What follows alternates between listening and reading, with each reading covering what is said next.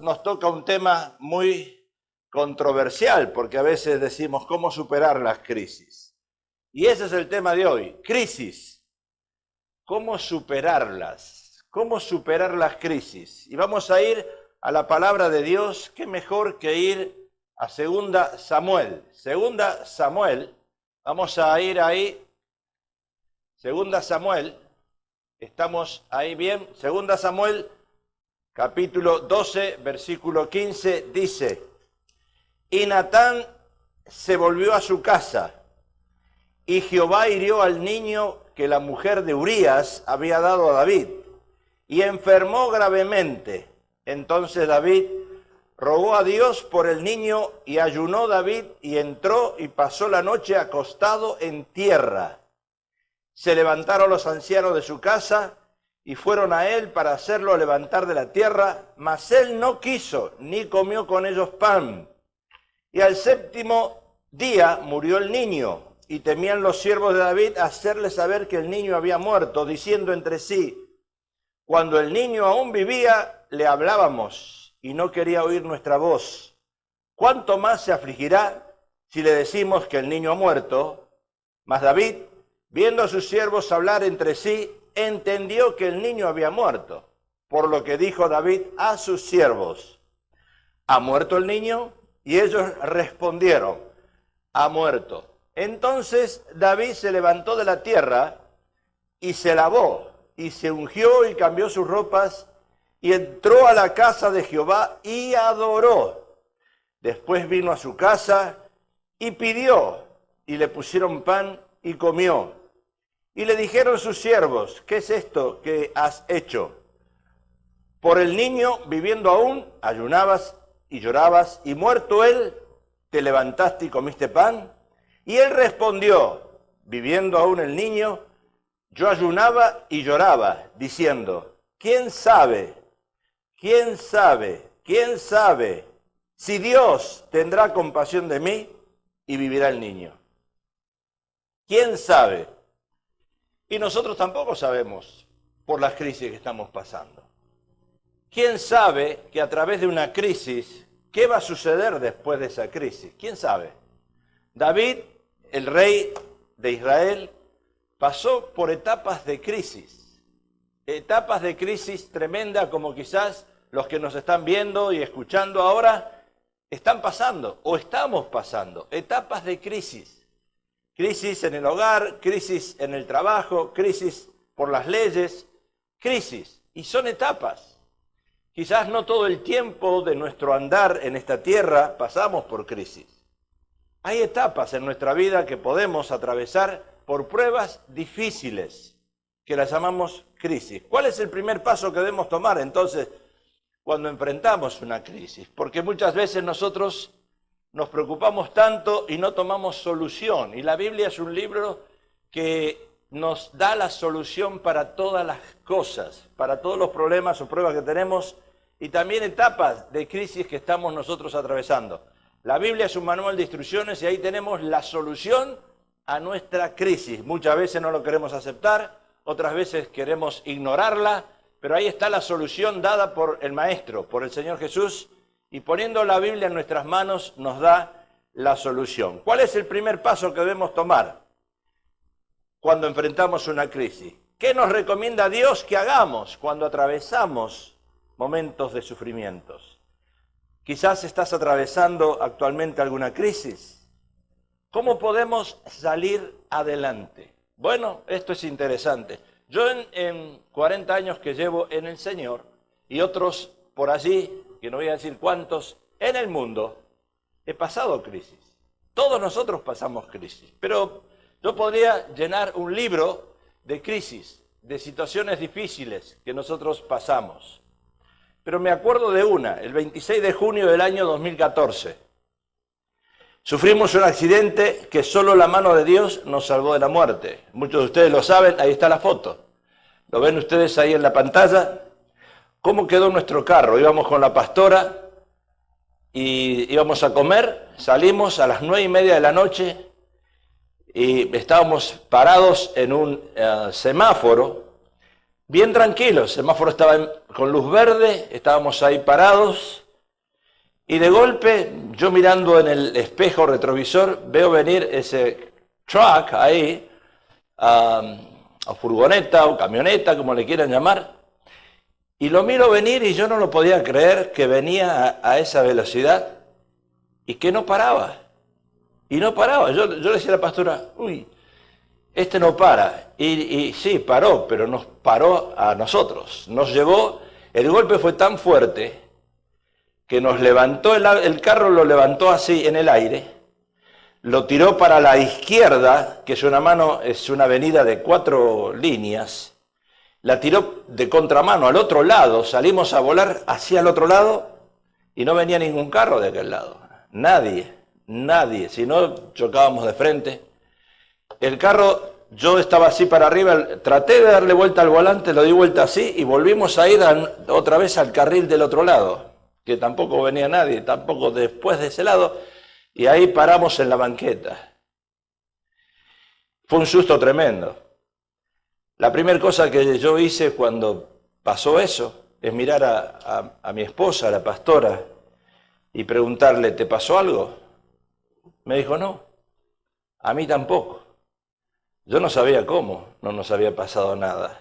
Era increíble, pero Dios tenía un propósito. No sé por qué pasamos por ese momento difícil.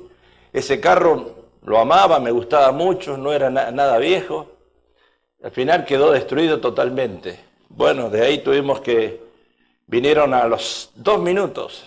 Sentimos ambulancias, bomberos y qué sé yo, sirenas. Vecinos que salieron a mirar si había pasado algo, los bomberos, paramédicos, quieren que los llevemos al hospital, los llevamos al hospital, hay que llevarlos al hospital. Y nosotros estábamos lo más bien, nada. Y la mano de Dios estuvo ahí, en ese momento de crisis. Pero el momento de crisis no termina en un choque, en un accidente. Después vienen cómo arreglar las consecuencias de ese accidente. Y uno, claro, tiene que ir a la ley y llevar la ley en las manos de Dios también y tratar de solucionar un problema de crisis, porque es muy fácil pensar, es solo un accidente, pero después vienen las consecuencias y después vienen los trastornos detrás de esa crisis. Ese es solamente un ejemplo de tantas crisis que hemos pasado. Yo creo que de accidentes así, Dios me ha salvado a mí personalmente como 3 o 4 veces de accidentes fuertes. Una vez en el freeway chocaron así y me quedé como sándwich en el medio. Tampoco era mi culpa, pero ahí estaba. Pero bueno, Dios tiene propósitos por los cuales pasamos por crisis. Pasar una situación de crisis como esa y ver cómo la mano de Dios amortiguó el golpe, porque ustedes no vieron, el auto quedó como un acordeón, pero la mano de Dios amortiguó el golpe. Y sus ángeles llevaron el automóvil nuestro a destino sin sufrir heridas, nada de heridas. No lo podemos entender, no lo podemos justificar. Años atrás también, yendo a Los Ángeles en un coro de 200 voces que pertenecíamos nosotros, íbamos a una cruzada con Luis Palau, nosotros cantábamos en el coro, ahí, y también en un bus. Yo iba manejando un bus con 50 personas arriba, yo lo manejaba en el freeway, y también el bus despidió, se salió la rueda de adelante, una rueda grandota, bien grande, se salió completamente, quedó el eje solo, y en tres ruedas a 65 millas por hora, pude yo salir en la wheelchair con el bus de 50 personas dentro, un bus grande, montado, se quedó en 3 ruedas, no cayó.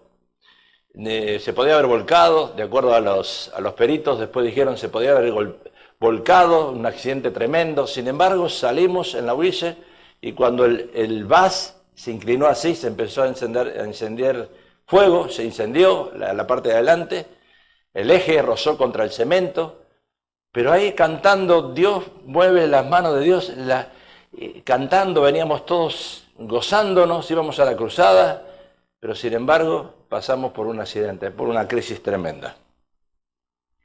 El rey David pasó por diferentes etapas de crisis.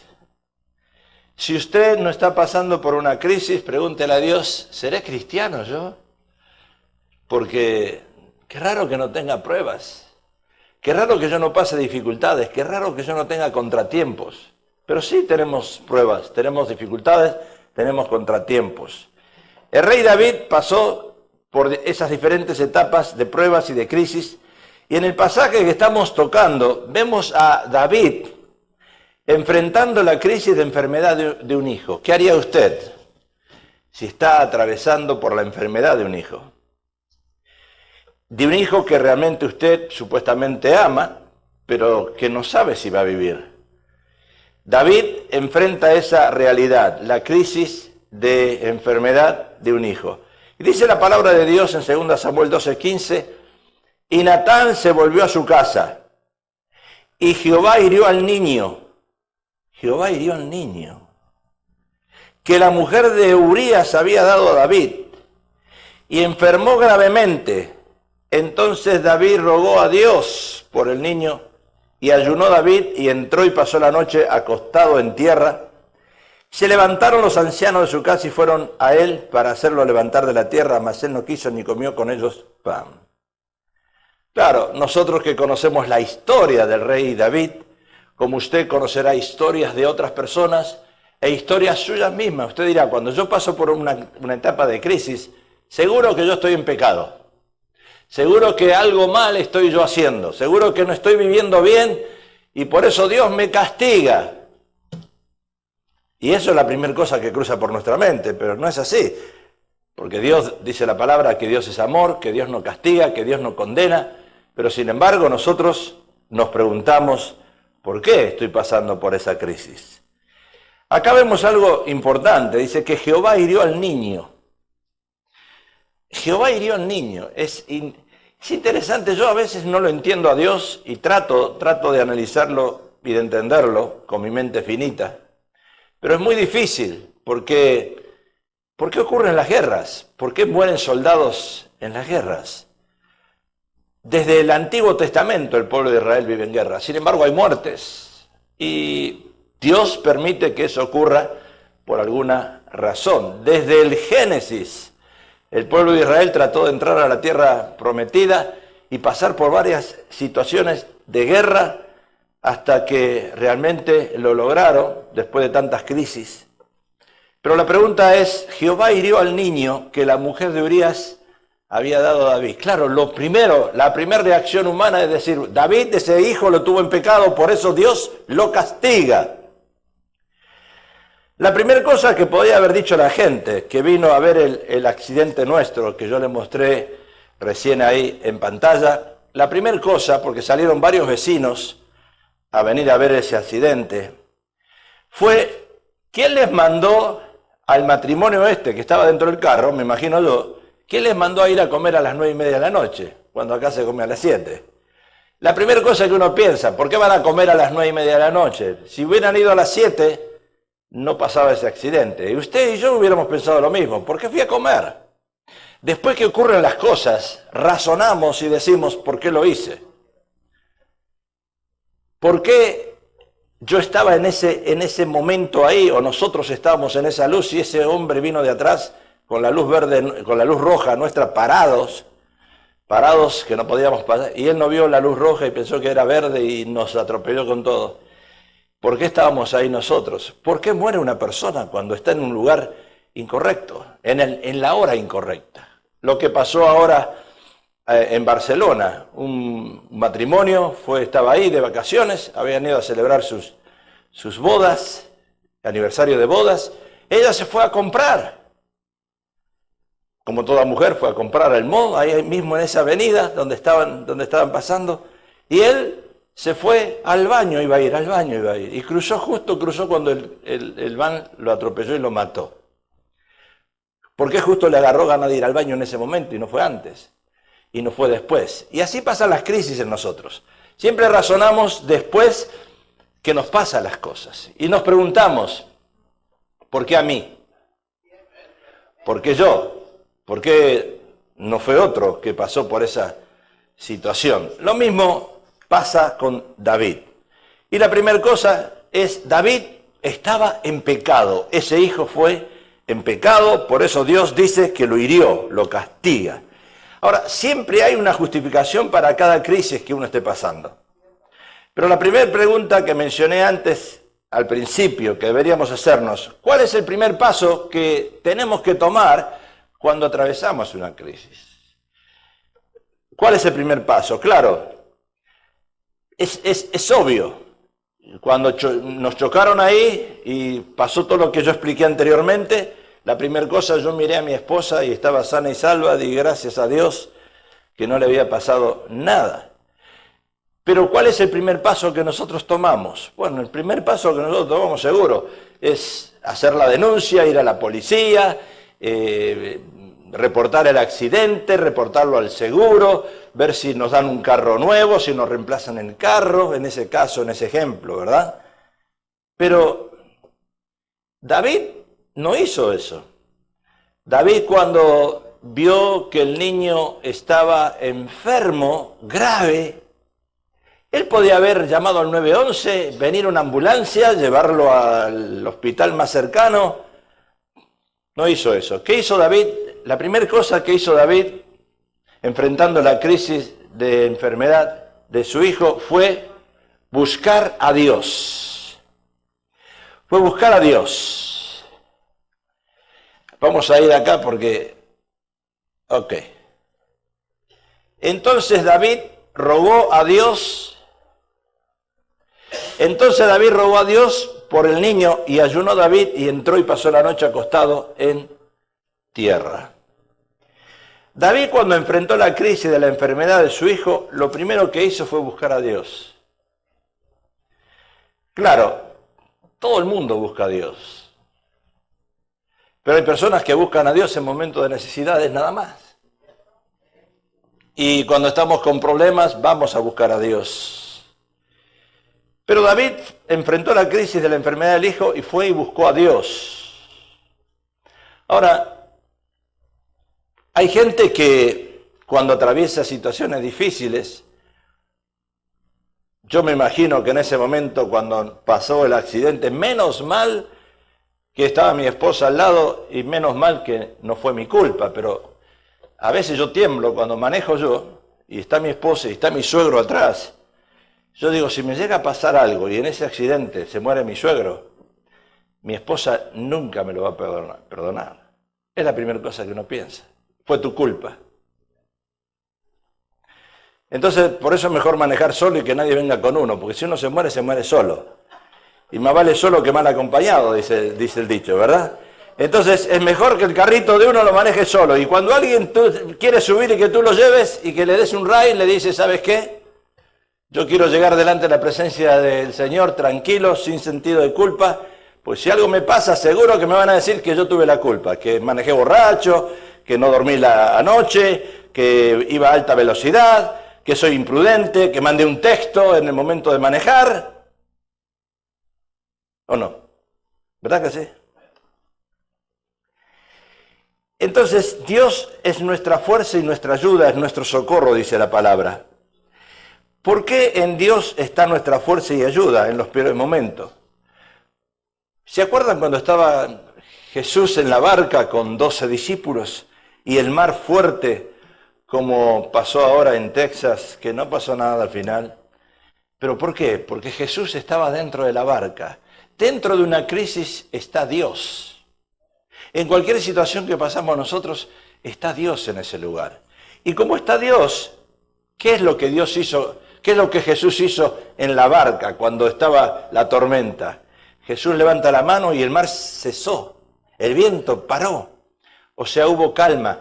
Cuando ponemos a Jesús en medio de la crisis, viene la calma.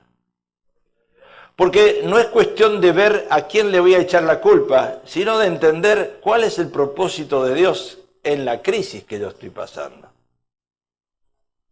David se lo preguntó.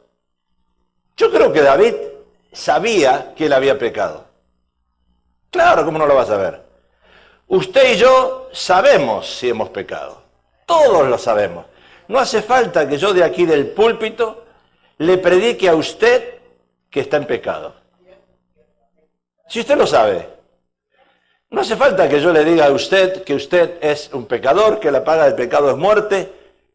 Usted ya lo sabe. Pero cuando atravesamos esa crisis y cuando atravesamos esa situación difícil, la primera cosa que el enemigo pone en nuestra mente es marcarnos el área débil, el talón de Aquiles. Porque todos tenemos un área débil y todos flaqueamos de algo. Y en ese momento que pasa el accidente o que pasa la crisis o que pasamos por situaciones difíciles, viene el enemigo y te dice, estabas borracho, te dije que no tomaras.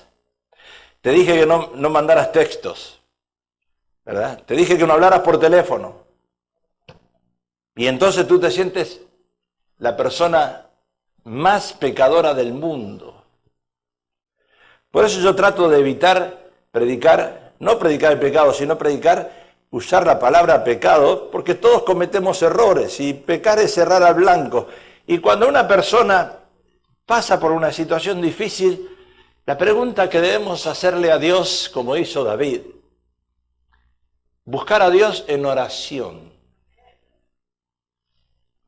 Y en ese momento Dios trae la calma. Cuando Jesús resucitó y se le presenta a sus discípulos, en Lucas 24:30, dice, mientras ellos aún hablaban de estas cosas, Jesús se puso en medio de ellos y les dijo, paz. Le dijo, paz a vosotros. Jesús les dijo, paz a vosotros, en momento que los discípulos estaban desconcertados, diciendo, ¿qué pasó con Jesús? Se murió, ¿no era que iba a resucitar? Y cuando Jesús atraviesa la pared, en el espíritu, se asustaron.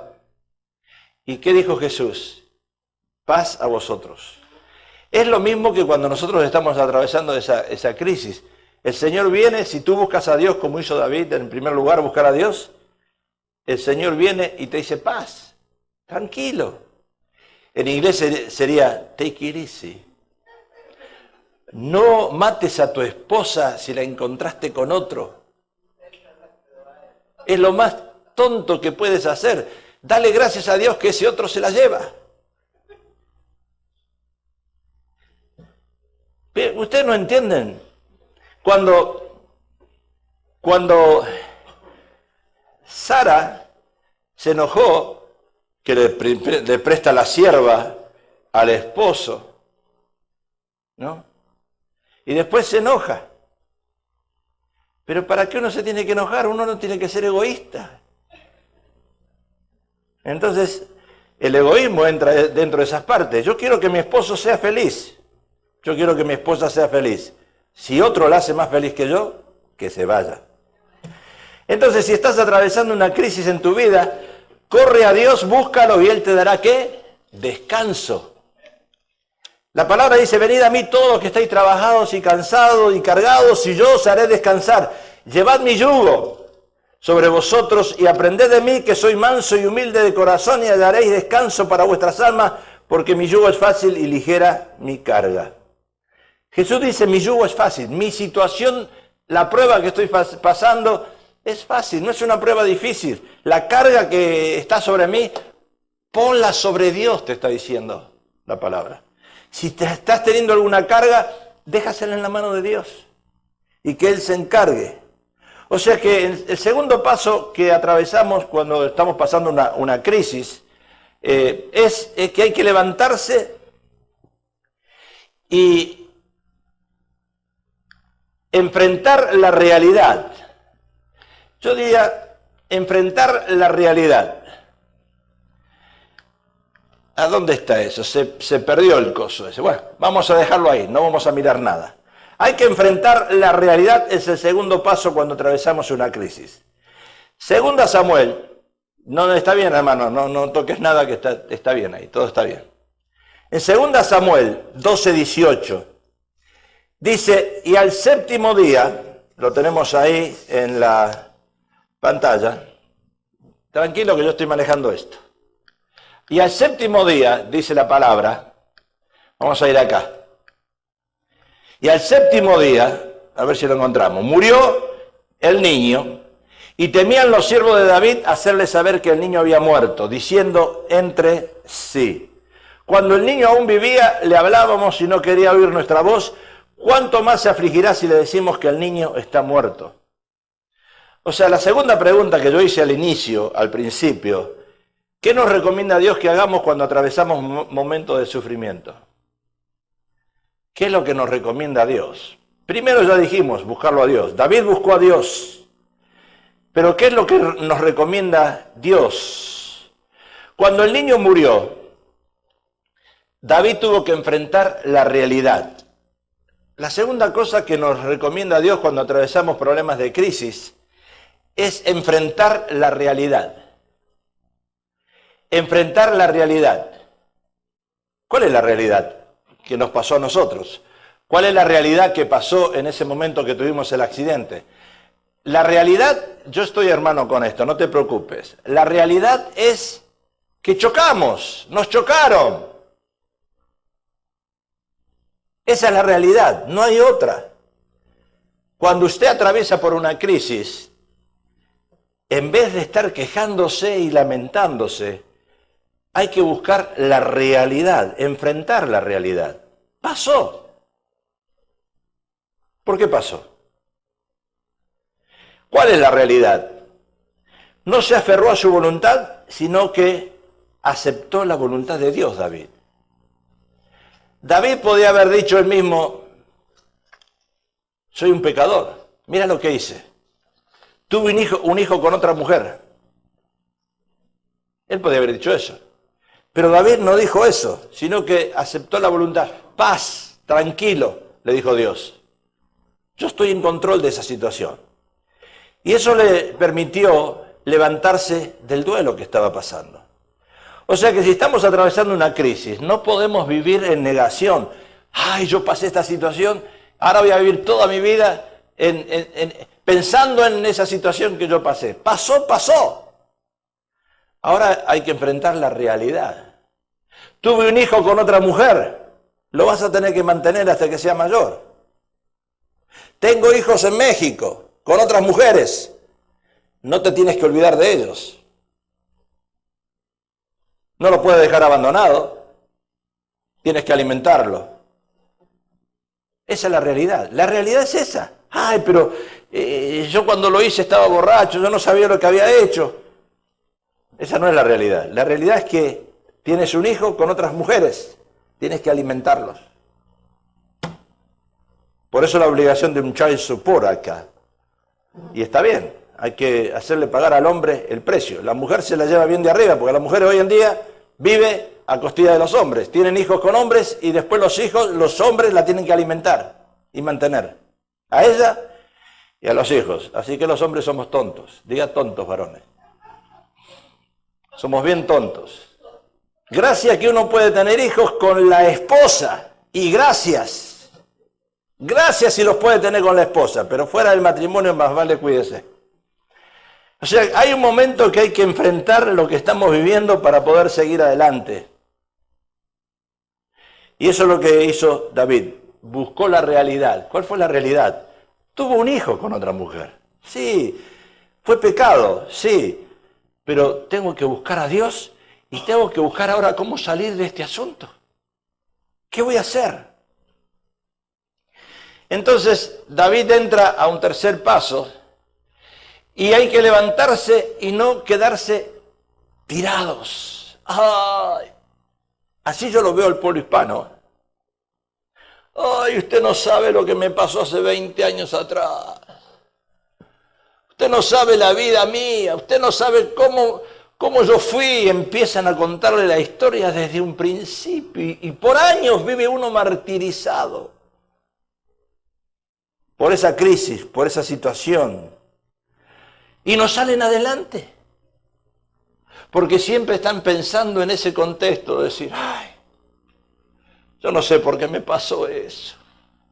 Si yo no estaba en ese lugar no me hubiese pasado. Si yo no hubiese ido al nightclub ese, ¿por qué fuiste al nightclub? Pero yo fui al nightclub, pero yo no sabía que me pasaba eso.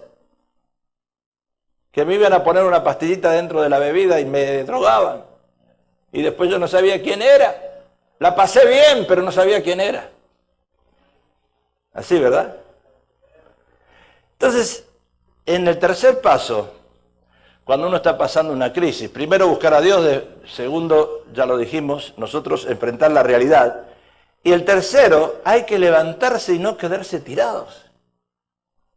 Tengo que seguir adelante, el mundo no se acabó. Entonces David vino a su casa y pidió y le pusieron pan y comió. Ay, es que yo cuando estoy pasando una crisis ni como. Usted no come porque quiere adelgazar, no por la crisis. Ni como. Ay, cuando estoy pasando de una crisis, me tiro a la cama, mis huesos se aflojan, no tengo fuerza para nada, ni para limpiar la casa, es que usted es una mugrienta, sucia.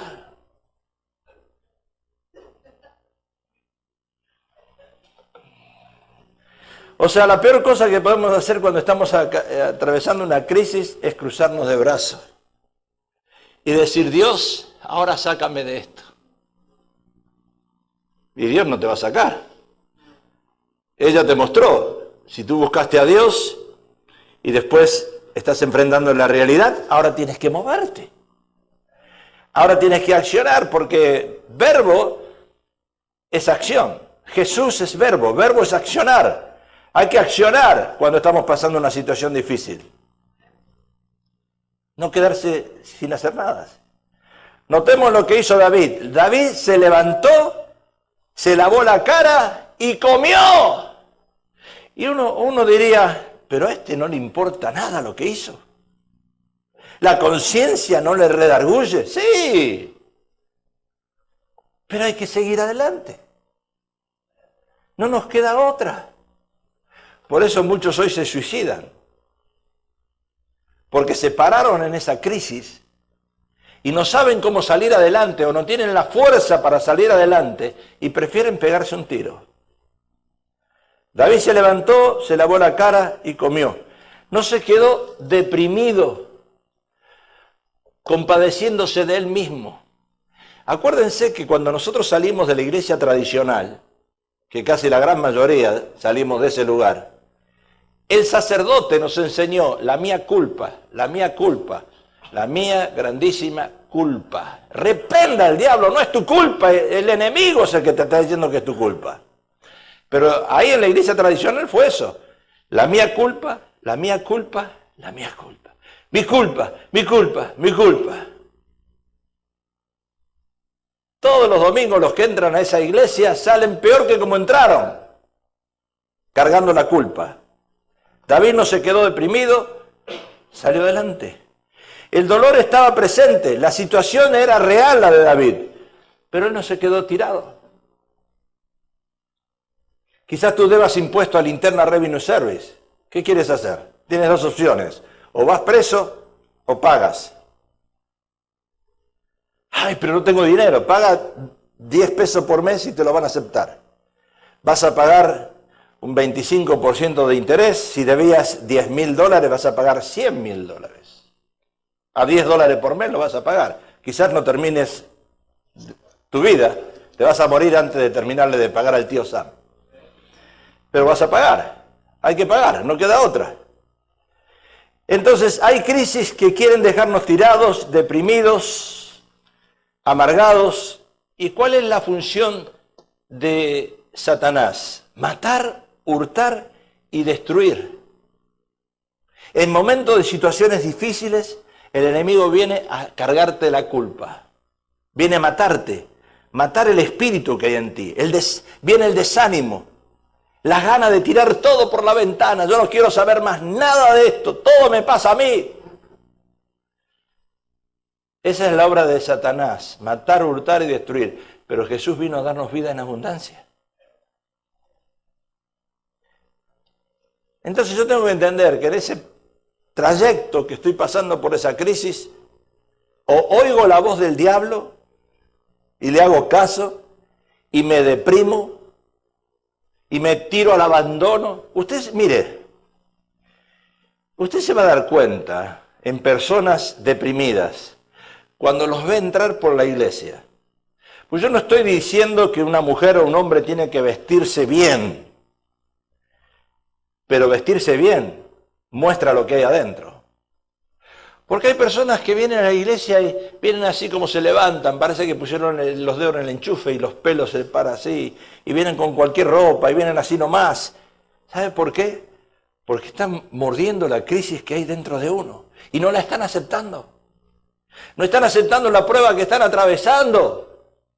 Entonces ni se arreglan, así se tiran al abandono, ni se bañan a veces. Entonces para salir hay que levantarse, seguir adelante, a pesar quizás de la pérdida de un trabajo, porque Dios va a tener otro. Quizás de la pérdida de estar en esta nación, porque a lo mejor voy a estar en otra, no sé dónde. Yo no sé dónde. Menos mal que no estuvimos en Texas por el huracán. Pero Dios es nuestra fortaleza, dice la Biblia, y Él nos levanta. Por eso no tiene ganas todavía de venir a la iglesia. Pues yo vengo a la iglesia a escuchar que Dios me va a levantar, no que Dios me va a arruinar o me va a deprimir. El enemigo es el que te va a deprimir. Tú tienes que superar esa situación en el nombre de Jesús. Todos nosotros pasamos por dificultades todo el tiempo, cosas difíciles. Pero hay que levantarse en el nombre de Jesús. El cuarto paso para salir de esa crisis es limpiarse la tierra y usar nuevas vestiduras. ¿Y por qué limpiarse la tierra? Mire lo que hizo David. Entonces David se levantó de la tierra. Menos mal, porque si aquí nos tiramos al suelo, tenemos alfombra. David no tenía alfombra. Se tiró en la tierra. Estaba ahí, como leímos antes. Dice que se levantó de la tierra, se lavó,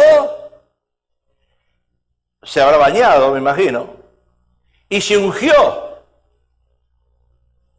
¿Qué habrá hecho David ahí? Se habrá echado aceite. Cambió sus ropas. Tenía ropas limpias. Porque uno cuando se echa en la tierra, se levanta sucio. Y entró a la casa de Jehová, ¿y qué hizo? Entró acá, Señor, quítame la carga. Mira dónde yo estoy, atribulado. Mira dónde me metió el diablo, Señor. Ten misericordia de mí, quítame la carga, por favor. En muchas iglesias se escucha eso. El quejido es como una puerta cuando usted no la aceita. Las bisagras crujen.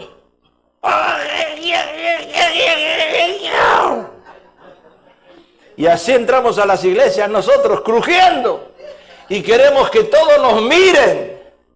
Que nos miren, miren mi hermano, la situación que yo estoy pasando es la peor. No tiene pastor, hermanos, que oren por mí. Necesito unos 10 o 20 hermanos que oren para yo salir de esta crisis.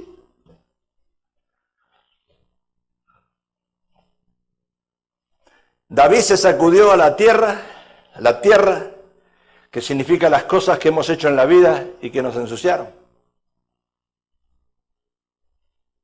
Porque cuando él estaba ahí tirado, cuando usted se tira, el Espíritu Santo le dice, mira Juancito, ¿te acuerdas lo que te pasó? Esto y esto, las cosas malas que hiciste. ¿Te acuerdas de eso? Sí, me acuerdo. Oh.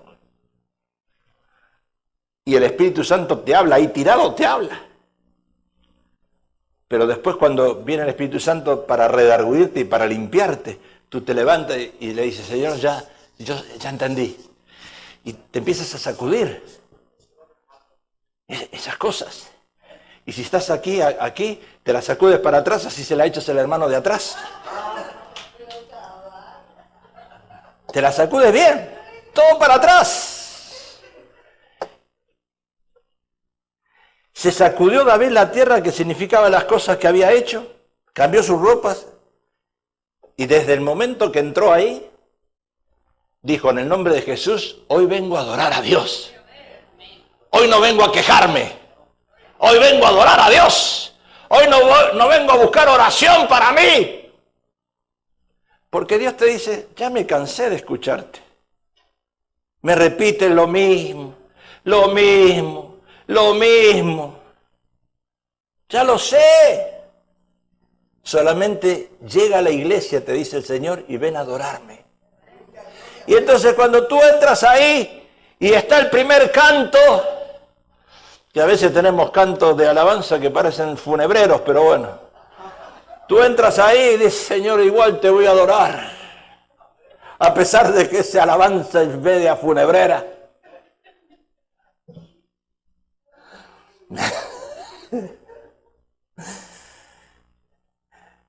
Se sacude la tierra de las malas decisiones, del pecado, eventos vergonzosos. Eventos vergonzosos del pasado, escuche, voluntarios e involuntarios. Porque algunos lo hiciste adrede, a propósito, pero otros estabas metido ahí.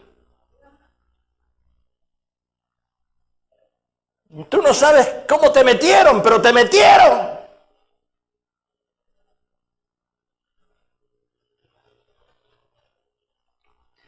O sea que algunos problemas no son culpa de otras personas, sino de nuestras malas decisiones, y eso es lo que tenemos que reflexionar.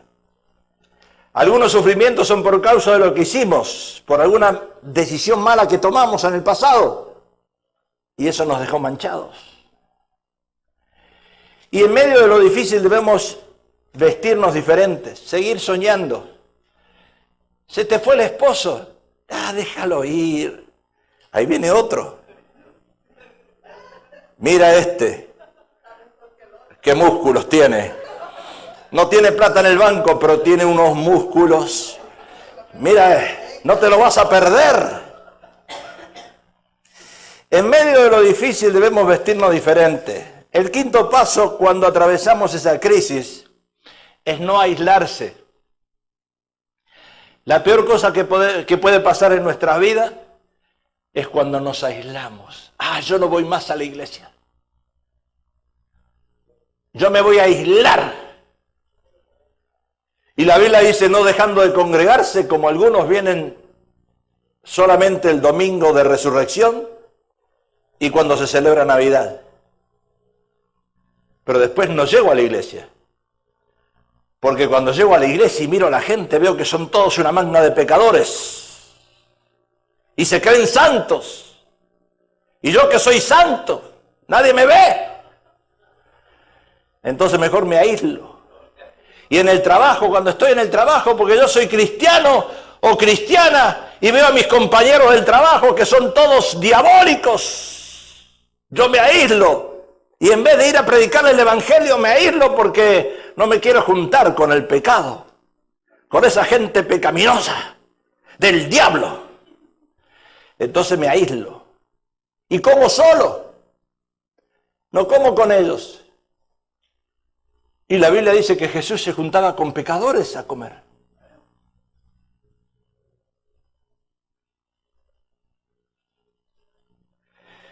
Entonces David vino a su casa y pidió, le pusieron pan y comió. David vino a su casa y pidió de comer. No se aisló. No se aisló en su dolor. Al contrario, buscó compañía. ¿Cuántos de ustedes están preparando su funeral? Qué pregunta, ¿verdad? Pastor, me amargó el día. Yo la pasaba bien hasta ahora, pero ahora usted con esa pregunta me amargó el día. Pero usted tiene que preparar su funeral desde ahora. No estoy diciendo que tiene que comprar una tierrita ahí en el cementerio, un lugar, porque eso no lo haría nunca, porque a mí me van a cremar, así que no voy a ir ahí. Pero usted tiene que preparar su servicio recordatorio de antemano. En mi servicio recordatorio yo no quiero que canten, ¡ay, dolor, dolor, qué dolor grande que se fue! No. En mi servicio recordatorio yo quiero que canten cantos de alabanza, de jubileo, y que mi esposa dance y que le dé gloria a Dios, que Dios me llevó. No quiero, si ustedes ven a mi esposa en ese día llorando, dígale, hermana, quítese esas lágrimas de cocodrilo. Hubiera llorado en vida, no en muerte. Porque a la gente se la llora en vida. Y cuando nosotros pasamos a la presencia del Señor, hay gozo en el cielo. Hay gozo. Entonces prepare su funeral, porque el mañana no es nuestro, ¿eh?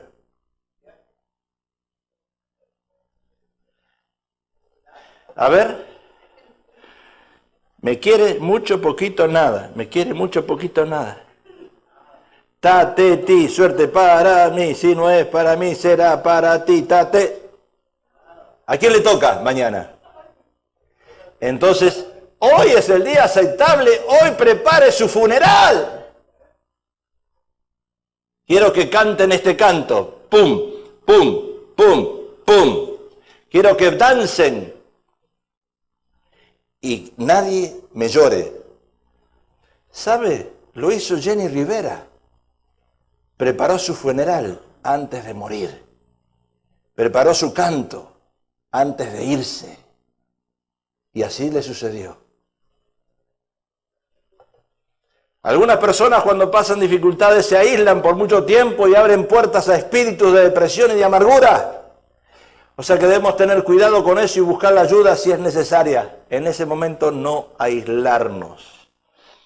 El sexto paso cuando atravesamos una crisis es que hay que seguir cumpliendo el propósito de Dios. Hay un propósito para cada cosa. Segunda Samuel 12:27 dice, entonces envió Joab mensajeros a David diciendo, yo he puesto sitio a Rabá y he tomado la ciudad de las aguas. Reúne pues ahora al pueblo que queda y acampa contra la ciudad y tómala. No sea que la tome yo la ciudad y sea llamada de mi nombre. Y juntando David a todo el pueblo fue contra Rabat y combatió contra ella y la tomó. David no se quedó entristecido, preocupado por la situación. Él sabía que tenía que ir a la guerra, tenía que pelear y había que seguir peleando. Había que seguir luchando. Y él era un líder.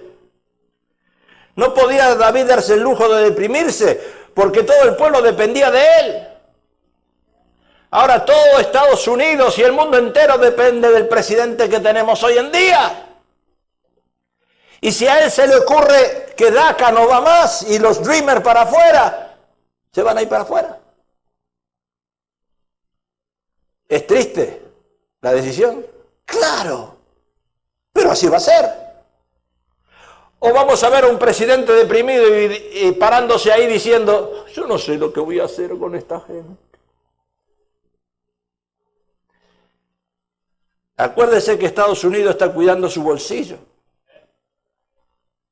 Y muchas de las cosas que estamos pagando salen de los taxes, impuestos que nosotros pagamos.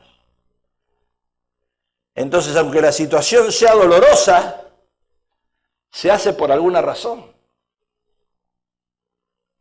El pueblo no podía darse el lujo de deprimirse. El pueblo sí, pero David no. Porque tenía un pueblo que tenía que salir a luchar. El líder es muy importante que no se deprima. El líder tiene que estar siempre fuerte y adelante. Y mostrar que a pesar de que hay crisis, todavía se encienden las luces.